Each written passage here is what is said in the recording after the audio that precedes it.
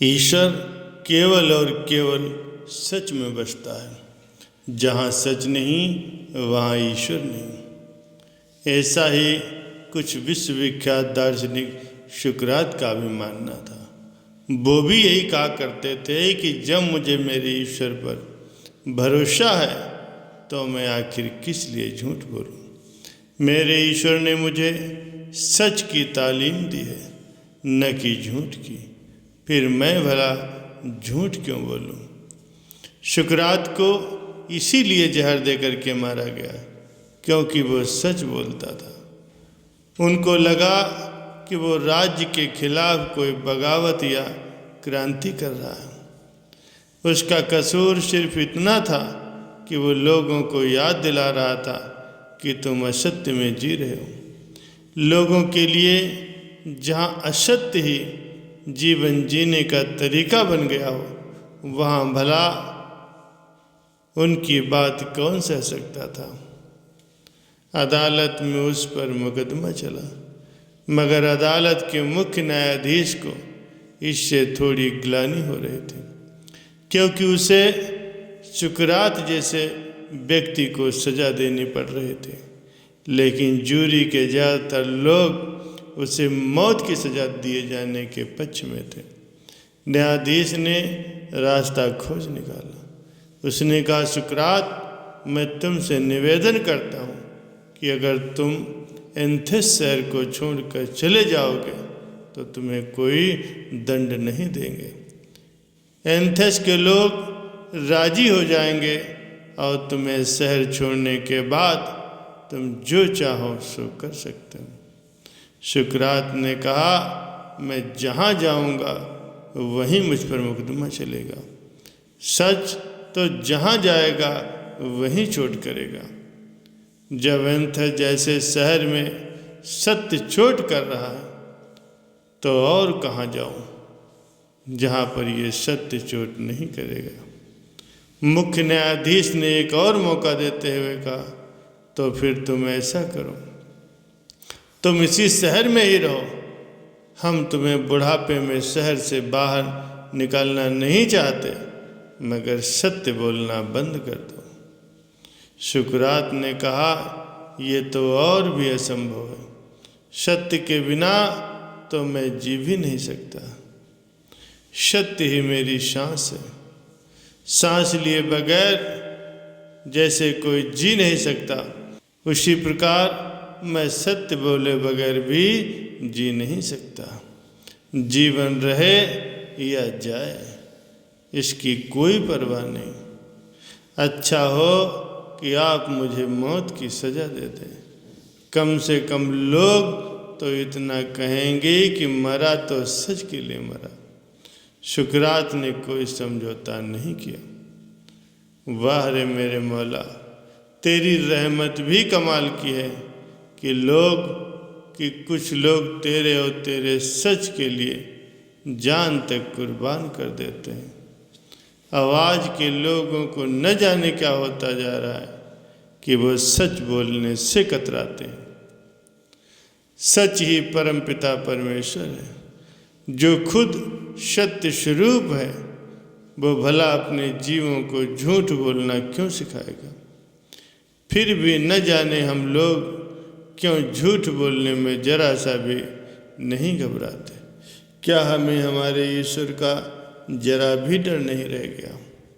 क्या हमारे दिल इतने मजबूत हो गए हैं कि उसका प्यार हमारे दिलों तक को पिघला नहीं सकता। आखिर क्यों झूठ सच रूपी साफ पानी के गिलास में पड़ी हुई उस तेल की बूंद की तरह है, जो अलग ही ऊपर तैरती नजर आती है, जिसका पानी से कोई संबंध नहीं है। पानी की हस्ती अलग है तो तेल की अलग है। एक दूसरे से दोनों का कोई सरोकार नहीं है। फिर हम कैसे सोच लेते हैं कि ईश्वर रूपी सच में हम झूठ का सहारा लेकर के एक हो सकते हैं। ये कभी भी किसी भी हद तक संभव नहीं है। इसीलिए सच बोलने में कैसा परहेज। जब वो ईश्वर आपके साथ है तो बोलना शुरू कीजिए धीरे धीरे। आप खुद को महसूस करेंगे कि झूठ से आप खुद ही अलग होकर के सच के साथ हो रहे हैं, और धीरे धीरे आपको सच बोलने की आदत पड़ जाएगी।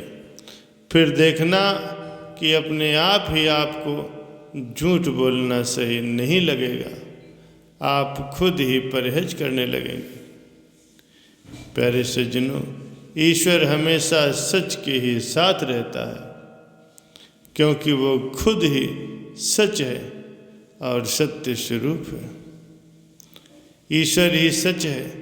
जिसे अपने ईश्वर पर विश्वास है वो झूठ की तरफ नहीं जाता, क्योंकि उसे पता है उसका ये कदम उसे अपने परमात्मा से दूर ले जा रहा है।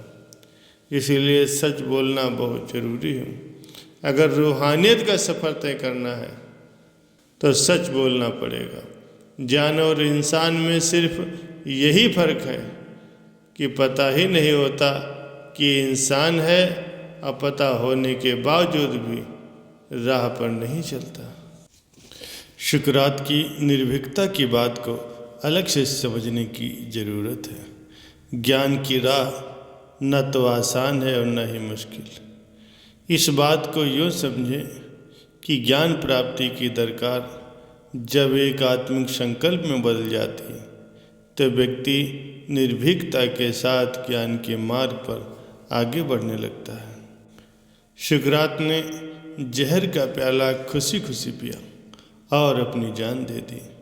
उनके शिष्य और स्नेहियों ने उन्हें कारागार से भाग जाने का आग्रह किया, किंतु उन्होंने कहा, भाइयों, तुम्हारे इस प्रस्ताव का मैं आदर करता हूँ कि मैं यहाँ से भाग जाऊँ।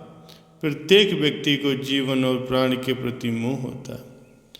भला प्राण देना कौन चाहता है, किंतु ये उन साधारण लोगों के लिए जो लोग इस नश्वर शरीर को ही सब कुछ मानते हैं। आत्मा अमर है, फिर इस शरीर से क्या डरना। हमारे शरीर में जो निवास करता है, क्या उसका कोई कुछ बिगाड़ सकता है। आत्मा ऐसे शरीरों को तो बार बार धारण करती है। अब इस क्षणिक शरीर की रक्षा के लिए भागना उचित नहीं है। क्या मैंने कोई अपराध किया है?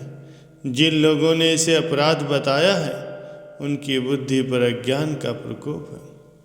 मैंने उस समय कहा था कि विश्व कभी भी एक ही सिद्धांत की परिधि में नहीं बांधा जा सकता। मानव मस्तिष्क की अपनी सीमाएं हैं। विश्व को जानने और समझने के लिए अपने अंतस में तम को हटा देना चाहिए।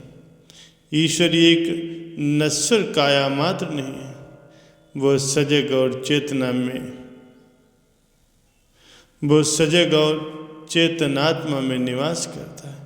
इसलिए हमें आत्मानुसंधान की ओर मुख्य रूप से प्रवृत्त होना चाहिए। यह आवश्यक है कि हम अपने जीवन में सत्य, न्याय और ईमानदारी का अवलंबन करें।